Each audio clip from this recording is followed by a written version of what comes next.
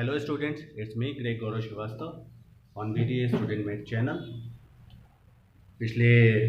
पिछले लेक्चर में हमने बताया था आपको कुछ कॉन्सेप्ट सेट थ्योरी के बारे में। आज उसके कुछ एग्जांपल्स आपके सामने एक्सप्लेन होंगे। देन उसके बाद कुछ और चीज़ें पढ़ेंगे, इसमें और चैप्टर को आगे बढ़ाएंगे। तो स्टार्ट करते हैं। फर्स्ट एग्जाम्पल जो आपके सामने है, एक सेट दिया गया है जहाँ पर लिखा गया है x colon x is a letter before e in the English alphabet. तो इसको हम क्या पढ़ते हैं? x is that kind of x where x is a letter before e in the English alphabets. इसको करना है हमको टेबुलर फॉर्म में और रोस्टर फॉर्म में, टेबुलर फॉर्म में या फिर रोस्टर फॉर्म में चेंज करना है। लगभग यहाँ तक के क्वेश्चन हमको उसी तरह ट्राई करने हैं और फिर रेस्ट ऑफ क्वेश्चंस हमको दोबारा सेट बिल्डर फॉर्म में चेंज करना है। तो जब हम इसको करेंगे तो इसका मतलब क्या होगा? ऐसे लेटर्स इंग्लिश अल्फाबेट्स में जो ई से पहले आए हों, तो आंसर क्या होगा? A B C D. बहुत सिंपल है। कैसे चेंज करा हमने? सेट बिल्डर फॉर्म को रोस्टर फॉर्म में चेंज करा, ये आंसर है। Next one, x is that kind of x where x is a prime number which is the divisor of 60. x इस तरह का x है, इस तरह का ग्रुप को बिलोंग करता है x, जो कि एक प्राइम नंबर है और 60 का डिवीजर भी है। तो ऐसे नंबर्स कौन कौन से हो सकते हैं? 2, 3 एंड 5। इसके अलावा चेक कर लीजिएगा, पढ़ते जाइएगा जो भी प्राइम नंबर है। इसके अलावा चाहे हम 13 ले लें, 7 ले लें, 17 ले लें, कोई भी प्राइम नंबर 60 का डिवीजर नहीं मिलेगा, ठीक है ना? तो इसका आंसर क्या हुआ? 2, 3 एंड 5। नाउ बढ़ते हैं नेक्स्ट क्वेश्चन पे। Let it see, x is that kind of x which is a letter in the word Mississippi. Mississippi आपका साथ नहीं छोड़ेगा, ये आप देखिएगा कंप्यूटेशन परमुटेशन में भी, कॉम्बिनेशन परमुटेशन में भी आएगा और कई तरह की वैरायटीज लेकर आएगा ये क्वेश्चन, इसलिए इस वर्ड को हमेशा याद रखिएगा, ठीक है ना? c is equal to x is that kind of x which is a letter in the word Mississippi. अब इसको टेबुलर फॉर्म में चेंज करते हैं। टेबुलर फॉर्म में चेंज करेंगे तो क्या होगा? M I S, कॉमा से सेपरेट जरूर करेंगे, ऐसे नहीं लिखेंगे, एलिमेंट्स हैं, अलग अलग लिखना है, ठीक है ना? P, और लेटर्स रिपीट नहीं होंगे कि एस इतने टाइम्स है तो एस इतने ही टाइम्स होंगे। जो एलिमेंट्स बिलोंग करते हैं उनकी ही कैटेगरी बस लिखना है, हमको नंबर ऑफ क्वांटिटी वर्ड की वो नहीं दिखानी है, ठीक है ना? यही अंतर होता है लिखने में, ठीक? That is your answer. Now अब हम फोर्थ पे कंसंट्रेट करते हैं। क्वेश्चन फोर्थ है थोड़ा सा अलग। Right the set of all integers, write the set of all integers whose cube is odd, जिसके क्यूब जो हैं वो ऑड हैं। तो ऐसे नंबर हम कैसे लिख सकते हैं? एक फॉर्मेट में 2n+1, जहां पे n जो है natural number and n is greater than 0। भाई थोड़ा सा लॉजिकल हो जाता है यहाँ पे क्वेश्चन, यहाँ पे थोड़ा सा लॉजिकल हो जाता है। आप देख लीजिए कि जितने भी ऑड नंबर हैं उन सभी के क्यूब्स क्या होते हैं? ऑड ही होते हैं, जाहिर सी बात है। तो हम उसको क्या करेंगे? इस वे में लिख लेंगे, इस पैरेंथीज में नोट डाउन कर लेंगे, ये पैरेंथीज ही आपका आंसर है। Next question, e is equal to 0 दिया गया है, इसको हमको सेट बिल्डर फॉर्म में लिखना है, इस वे में लिखना है। ये सेट बिल्डर फॉर्म का अनदर वे ही है, हम इसको ऐसे या इसको ऐसे लिख सकते हैं, ठीक है ना? तो इसको सेट बिल्डर फॉर्म में हमको कन्वर्ट करना है। 0 एक एलिमेंट के तौर पे दिया गया है, इसका मतलब ये नहीं कि एक भी एलिमेंट नहीं है, इसका मतलब एक एलिमेंट है और वो है 0। आगे हम बताएंगे कि जिसमें एक एलिमेंट होता है वो सिंगलेटन सेट्स कहलाते हैं, ठीक है ना? तो इसको हम कैसे लिखेंगे? x is that kind of x where x is equal to 0। Simple, बहुत ही सिंपल आंसर है। आ जाता है कभी बहुत छोटे में, तो इसमें कंफ्यूज होने की जरूरत नहीं, ठीक है? नेक्स्ट वन, 1/2, 2/3, 3/4, 4/5, 5/6, 6/7, ऐसे यहाँ पे 9/10 तक है। तो आप देख रहे हैं कि 1 में फिर 1 ऐड कर दिया गया 2, फिर यही 2 यहाँ पे हो गया, फिर 2 में 1, जो ऊपर होता है नीचे उससे 1 जाता है, ठीक है ना। अब हमको एक वे मिल गया इसको सेट बिल्डर फॉर्म में चेंज करने का। सेट बिल्डर फॉर्म में चेंज करने का वे मिल गया, तो हम इसको कैसे लिख सकते हैं, x is that kind of x where x is equal to n plus 1 n plus 1 and n belongs to group of natural number, साथ ही साथ n is equal to x is equal साथ ही साथ n is less equal to 9, less equal to 9, less equal to 9।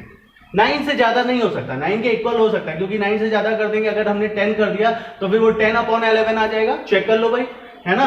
अगर यहाँ पे 1 लिखेंगे तो 1/2, यहाँ पे 2 लिखेंगे तो 2/3, यहाँ पे 3 लिखेंगे तो 3/4, यहाँ पे 4 लिखेंगे तो 4/5, यहाँ पे 9 लिखेंगे तो 9/10, लेकिन 10 नहीं लिखेंगे, इसलिए हमने यहाँ पर बाउंड्री यहाँ पे दे दी है कि इसके बियॉन्ड ना चला जाए नंबर।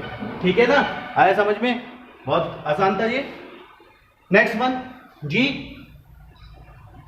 एक सेट दिया गया है और उस सेट के अंदर ये एलिमेंट्स है 1 4 9 16 100। कुछ समझ में आ रहा है इसमें क्या हो रहा है, इसमें स्क्वायर्स हो रहे हैं, नेचुरल नंबर के स्क्वायर्स हो रहे हैं। और कितने नेचुरल नंबर, आखिरी में 10 का स्क्वायर हो रहा है।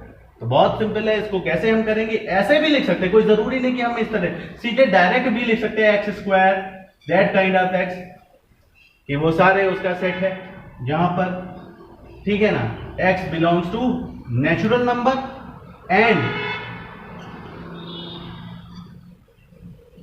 1 से बड़ा ग्रेटर देन और इक्वल होगा, और साथ ही साथ 10 से छोटा या 10 के इक्वल होगा। इस तरीके से हमने इस सेट को सेट बिल्डर फॉर्म में लिख दिया। आया आपको समझ में। तो देखिए, पिछली बार जो हमने पढ़ा था उसी की कुछ इलस्ट्रेशंस है, इससे काफी ज्यादा कॉन्सेप्ट क्लियर हो जाता है सेट का। अगर हमें शुरुआत में कॉन्सेप्ट सेट का क्लियर नहीं होता तो हम जब टाइप्स ऑफ सेट्स पढ़ते हैं तो फिर हमें थोड़ी सी परेशानी होती है। तो ध्यान से इसको समझ लीजिएगा। फिर से कुछ नई चीजें हम जानते हैं, इसको इरेज करता हूं मैं।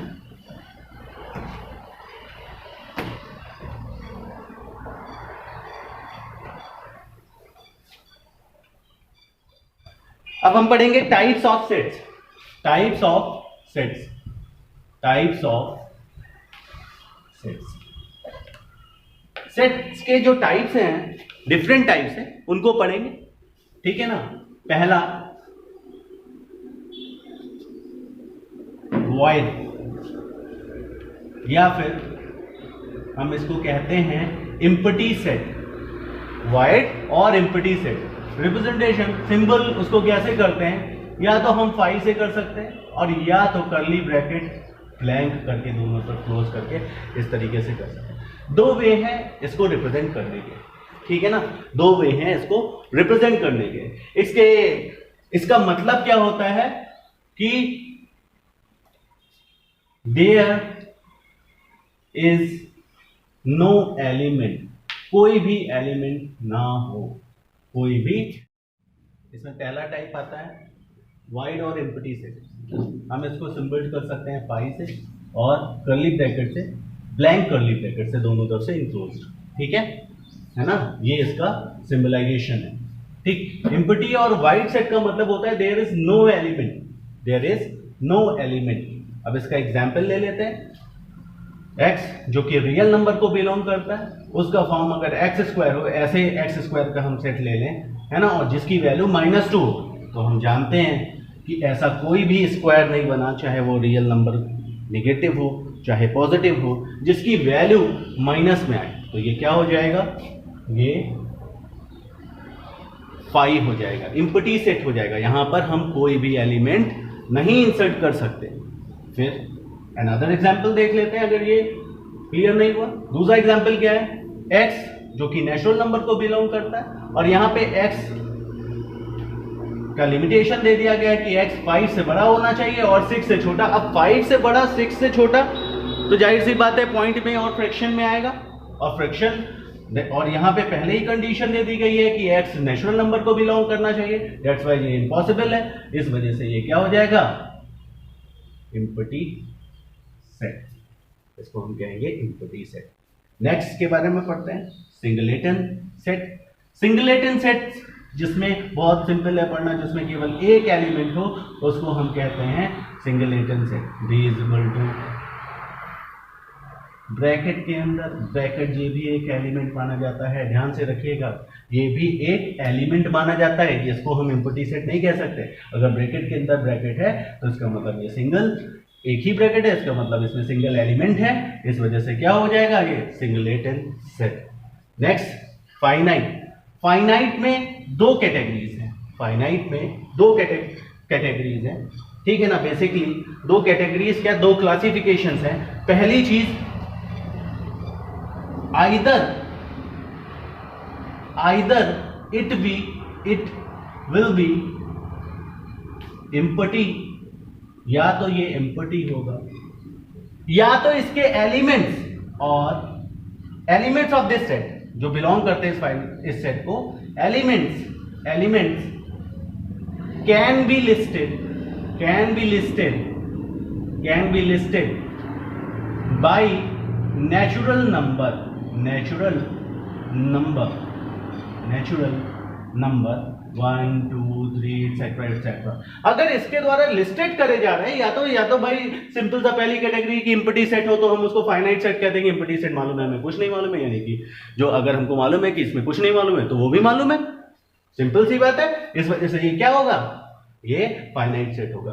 दूसरी कैटेगरी क्या होगी, elements can be listed by natural number के थ्रू एलिमेंट्स लिस्टेड करे जा सके, उन्हें भी हम फाइनाइट सेट कहते हैं। जैसे हमने एक सेट ले लिया, for example a is equal to 1 2 3 4 5 6, तो ये क्या है, गिन सकते हैं, फाइनाइट सेट, ठीक है ना, फाइनाइट सेट है, हम इनको काउंट कर सकते हैं। अच्छा एक चीज और है इसमें बहुत इंपॉर्टेंट जानने वाली, कि देखो इसमें कितने एलिमेंट्स है, 1 2 3 4 5 6 एलिमेंट है। तो अगर हमें लिखना है इनके एलिमेंट्स को कि कितने एलिमेंट्स हैं, तो हम इस तरीके से लिखेंगे, है ना। इस रिप्रेजेंटेशन को हम बोलते हैं कार्डिनल नंबर्स, इस रिप्रेजेंटेशन को हम बोलते हैं कार्डिनल नंबर्स। बोला जाए कार्डिनल नंबर्स कितने हैं, तो 6 कार्डिनल नंबर क्या है, 6 ऑर्डर का है ये। जैसे हमने यहां पर लिख दिया ABC, तो इसका कार्डिनल नंबर कितना हो गया इस सेट का, अगर ये सेट E है तो इसका कार्डिनल नंबर इस तरीके से रिप्रेजेंट करेंगे, ठीक है, आया समझ में, ठीक। अब इसी का अपोजिट ले चलते हैं, फाइनाइट सेट हो गया। अब नॉन फाइनाइट सेट के बारे में जानेंगे। Non finite set, non finite set कैसी बात है, इसका अपोजिट है, इसका मतलब elements can not be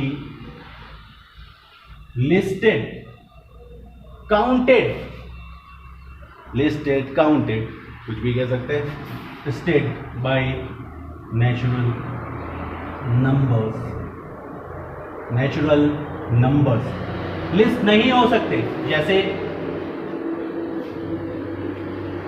set of all natural numbers, तो सारे नेचुरल नंबर्स को हम लिस्ट कैसे कर सकते हैं, नहीं कर सकते ना। 1 2 3 4 5 एंड सो ऑन चलता चला जाएगा, अनफाइनाइट हो जाएगा, ठीक है ना। नेक्स्ट एक एग्जांपल और ले लेते हैं, set of all points on a plane, ये भी क्या है, आप इसको डिटरमाइंड नहीं कर सकते, तो ये क्या है, नॉन फाइनाइट सेट, ये क्या है, नॉन फाइनाइट सेट है। अब दो कैटेगरी और हैं, आगे देखते हैं उसके बारे में।